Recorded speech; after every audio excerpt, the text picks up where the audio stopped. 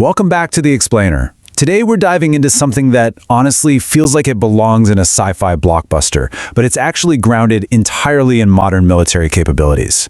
We're looking at the final threshold. Let's just walk through exactly how a worst-case World War III scenario could actually unfold, based on recent defense expert analyses and high-level war game simulations. So what if World War III started tomorrow? Man, it's a chilling question, right? The source material asks us to put ourselves in that exact headspace, imagining waking up to find that the absolute unthinkable has already happened. We aren't talking about a slow, drawn-out buildup that plays out on the news for months. Experts paint a genuinely disorienting picture of this initial shock. Just picture it. You wake up, but the sky is dark with smoke. You hear loud sirens just echoing endlessly through the city streets. You turn on the TV, and literally every single news channel across the globe is broadcasting the exact same grim message. It's the ultimate shock to the system, a total rupture of everyday life as we know it. Modern conflict is all about raw acceleration. Look at how these units of time just shrink as we move forward. Tensions might build over a few days, sure, but then a regional conflict erupts in hours.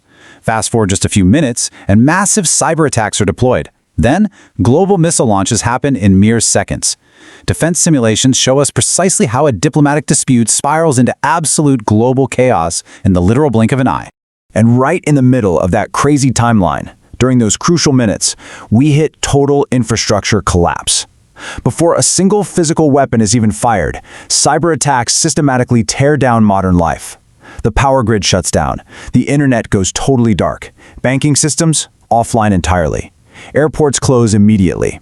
Governments are forced to declare sudden national emergencies because the everyday conveniences we rely on just vanish into thin air. And this leads right to a massive immediate human toll. Food and fuel, they just disappear. So while massive explosions are shaking major cities, naval fleets are crossing oceans, and tanks are rolling down destroyed streets, millions of everyday people are just desperately trying to escape. Families get separated in all the chaos, and the basic physical resources we need to survive evaporate almost instantly. Fear definitely spreads faster than the war itself. Now, historically, warfare was all about human troops and conventional ballistics. But this new war, it puts artificial intelligence firmly in the driver's seat. We're talking autonomous military drones and robotic patrols that execute combat with this cold, calculated. A huge part of this modern battlefield is the massive expansion of cyber warfare targets. Just think about it. One hacked system can completely bypass physical borders to shut down hospitals, take out power grids, and completely neutralize national defense systems. Entire nations can be brought to their knees, with critical life-saving capabilities shut down, without a single conventional bullet ever being fired. It's silent, it's invisible, but it is incredibly devastating. War game simulations lay out a pretty bleak progression if this specific threshold is ever crossed. The initial blasts create firestorms so intense that they literally melt buildings, wiping out sprawling cities in a matter of seconds. But the really lingering nightmare here is the deadly radiation that spreads across continents and sticks around for years. We're talking about rendering massive chunks of the Earth entirely unlivable for generations. And if too many of these weapons are used, scientists warn that we trigger a nuclear winter. What is that? Well, it's a period of abnormal cold and darkness caused by a thick layer of smoke and dust in the atmosphere that actually blocks the sun's rays from reaching the Earth. This isn't just a sci-fi concept. It's a profound, hard scientific reality we have to confront when looking at the endgame of this scenario. So what does that actually look like on the ground? Basically, cascading environmental failure. Sunlight just disappears behind these immense clouds of smoke, causing global temperatures to absolutely plummet. And with no sunlight and freezing temperatures, crops predictably fail. That means millions upon millions of people facing global starvation. The darkness and cold would trigger an agricultural catastrophe completely unlike anything we've ever seen in human history. But here's the thing. Even amidst all this total systemic collapse and darkness, the data actually points to incredible human resilience.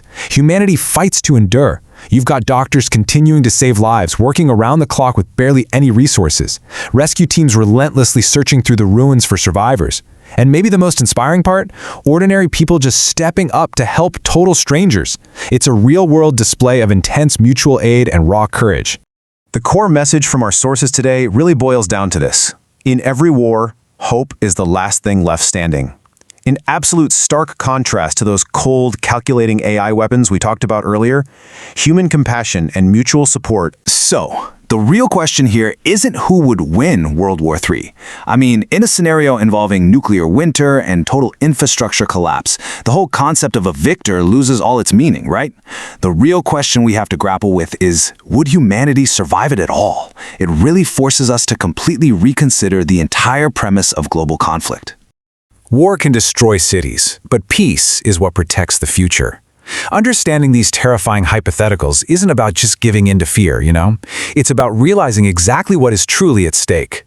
If that final threshold literally only takes seconds to cross, what steps do we need to take today to make sure we never, ever get close to that edge? I'll leave you with that to think about, and I'll catch you in the next explainer.